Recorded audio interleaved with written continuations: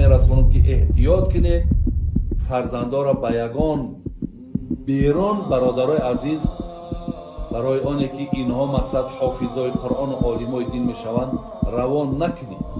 مثل این مرده که عبدالظاهر داعی و مثل ابو عبیدالله متوکل و طور همین ابو یعنی 2 سال یافته خدا برکت این رهبر دولت هست. ولله العزه ولرسوله وللمؤمنین. الله عزت داره، رسولش عزت داره، مؤمن عزت داره، علمای اسلام با عزت ترین انسان ها.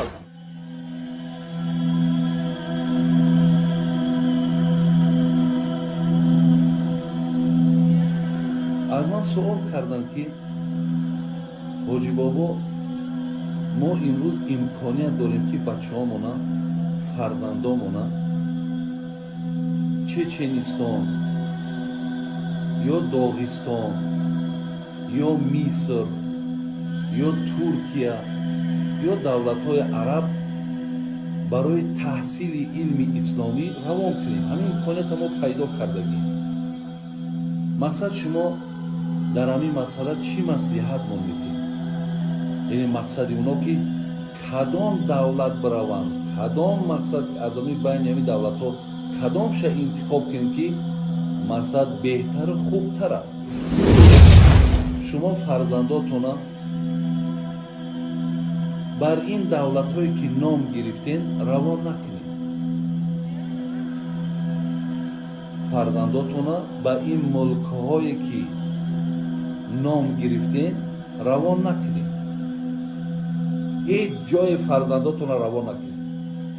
هیچ جا روان نکنید فرزنداتون. هیچ جای فرزنداتون روان نکنید. هیچ جا روان نکنید فرزنداتون.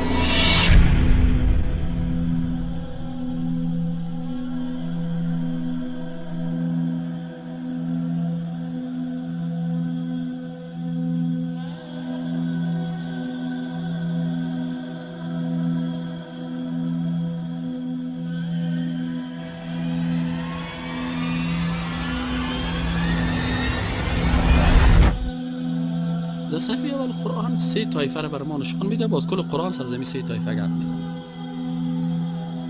انعمت علیهم، مغضوب علیهم، ضالین. بس نیست. اگه می 3 کلمه را فهمیدی مشکل زندگی اسلامیت رفع میشه. اگه 3 کلمه را نفهمیدی تا آخر عمر به تکلیف است. ضالین کی بودن؟ مغضوب علیه کی است و انعمت علیهم کی است؟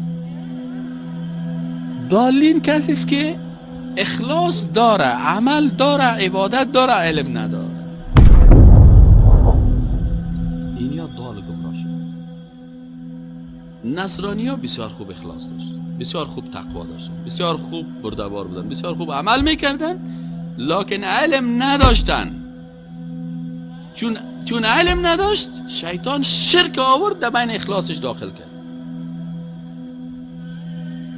پس اخلاص تنهایی تقوای به علم به درد نمیخوره. که تو در درس عقیده نشینی و تو شیخگری بکنی. این ضال است. تا روز قیامت کسی که اخلاص میکنه و تقوا میکنه و عبادت میکنه و علم نداره این خود به خود در ضالین داخل میشه. قرآن میگه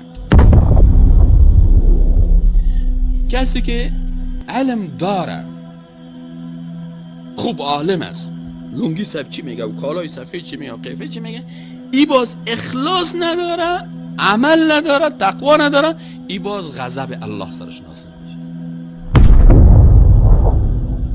علم به اخلاص و به تقوا، عالم باشی اخلاص نداره تقوا نشه، غضب الله سرش نازل میشه. چرا ای عالم حق باطل میگه، باطل چی میگه؟ حق.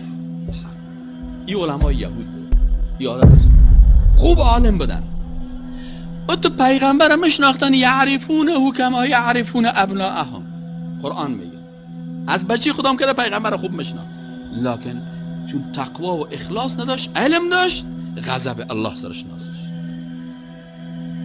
پس اگر تقوا و عمل و اخلاص داشتی، علم نداشتی، در ضالین داخل میشی، گمراه میشی. اگر علم داشتی، تقوا و اخلاص نداشتی، غضب الله سرت نازل میشه. پس اگر میخوای که در جمله انعمت علیهم داخل شوی باید چی بکنی؟ علم و تقوا. شما میدونید که مذهبای اونها، مذهبای امام شافعی ای، مذهب امام احمد حنبل ای، مذهبی بگیم که انا بعضیش مذهب ندارن، مثل اینای مرده که عبدالظاهر داعی و مثل ابو عبیدالله متوکل و پر همین ابو همین اینترنت پر شدگیه.